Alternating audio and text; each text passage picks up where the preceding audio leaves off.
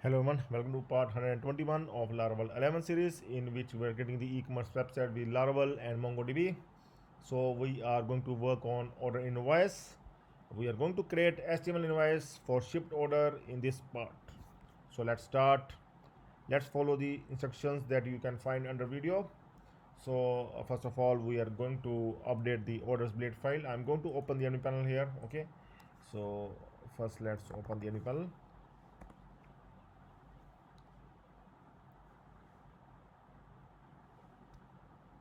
Okay, I will go to the orders.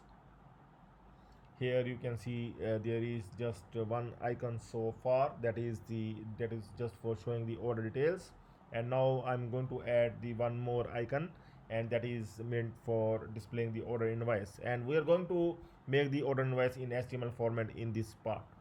Okay, so here I'm going to close the earlier files and we'll follow the instruction that you can find under video. And the first thing is that we are going to add the icon. Okay, so we are going to display that print icon here at this part under actions. So for that I'm going to open the orders.blade file that is located under admin orders, and here I am going to modify this td in which we are going to add now one more href and with the icon, that print icon, and it will look like this.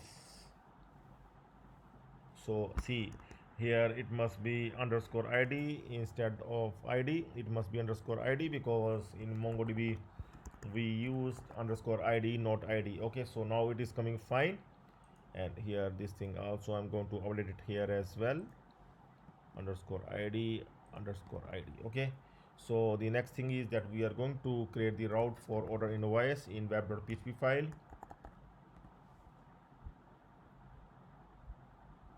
So we are going to add this route under admin group. So I'm going to find where is the admin group, and I'm going to add this route under admin group. Here it is. So I'm going to add this route here.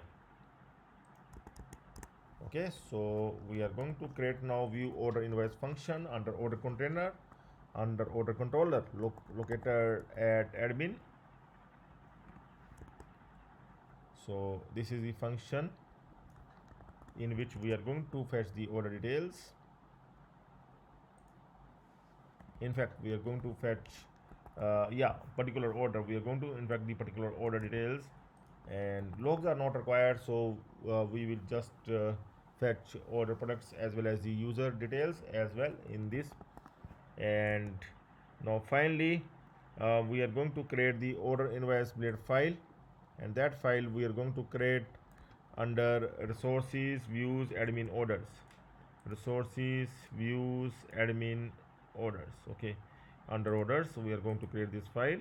I'm going to create the new file here, and we'll save this file with the name order_invoice.blade.php. Okay, so for after creating this file, then we can download the any order invoice template that you can find online. You can easily find it online, and after that you can just simply get the content. Here you can see that we are fetching the order details, and just from this order details array you can able to just make that content dynamic. Okay, so this is the order invoice HTML that we have done. See, we have done this one in the Laravel 10 series in detail. If you want to check in detail, then you can surely check that Laravel 10 series. Okay, so see, this is the complete HTML code that I have downloaded from online. Okay, you can simply search order invoice HTML, then you will get the template, and you require to add the template here, and after that you will just require to make it dynamic. Okay, like you can make it dynamic, like this number is coming, order details, this id is coming. Okay, and this billing and delivery address is coming, and the order details are also coming. So everything is coming dynamically. The same we have done earlier also in other in order email also we have done this one, and in the order details also we have done this one. So the same thing you need to follow here as well. So we can check once that it is coming fine or not. I'm going to refresh here and we'll open the order invoice now, and here you can see the order invoice is coming now. Here the it is just looking like the order invoice, very good order invoice that most of the retailers, shopkeepers, dealers use. Okay, this template you are going to download from the online, and after that you are going to make it dynamic. Okay, simple way. Dynamic, I have already explained you that you are just make it dynamic. You are having the order details array and just you are going to make it dynamic. Okay, so I hope that you can do this thing at your end. So we will continue this series in the next part. We will do something else. So that's all for now. Have a nice time. Goodbye.